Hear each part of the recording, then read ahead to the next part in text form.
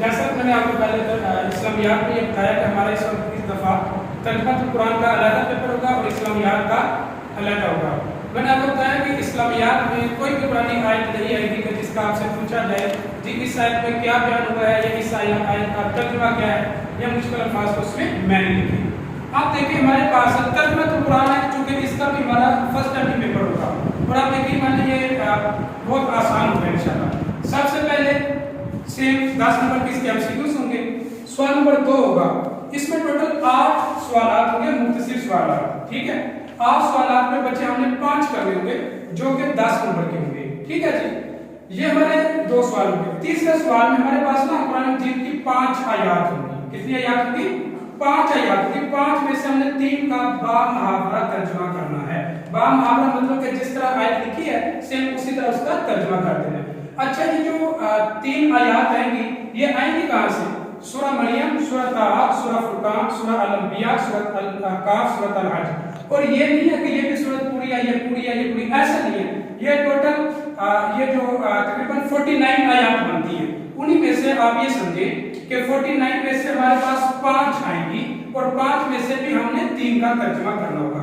اگر ہمیں یہ ترجمہ سارا کلیئر ہے، ترجمہ ہمیں یاد ہے، تو پھر آپ یوں سمجھیں کہ ہمارا 20 نمبر کا جو ہمارا پیپر ہے وہ صرف انہی آیات میں سے ہے۔ وہ کیسے؟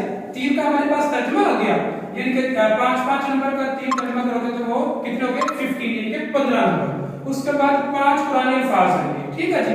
اچھا اس کے بعد سوال نمبر 4 پہ آ جی 8 قرآنی الفاظ ہوں گے، کتنے ہوں گے؟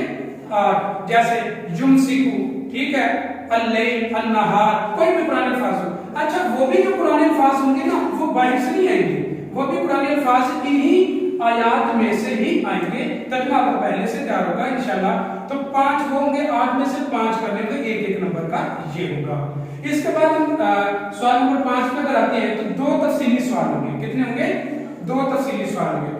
اچھا ان میں سے نا سورتوں کے بارے میں ہم نے ڈیٹیل سے لکھنا ہوگا۔ کسی ایک سورت کے بارے میں پوچھا جائے گا کہ سورہ نمل ہے، سورہ شعراء ہے، سورہ یاسین ہے، اس کے بارے میں آپ بتائیے گا، اس کا خلاصہ کیا ہے یا اس کا سبب کیا ہے یا اس کا ڈیٹیل کے ساتھ آپ ذکر کریں۔ یہ 10 نمبر کا ہمارے پاس ایک یہ سوال ہوگا۔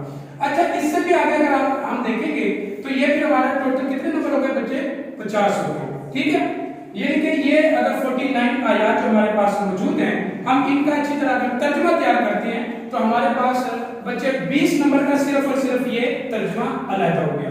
اس کے بعد ہمارے پاس 5 الفاظ بنی اور ایک ہمارے پاس 2 تفصیلی سوال ہوں گے 10 نمبر کے، اور 2 میں سے ہم نے کتنے کرنے ہوں گے؟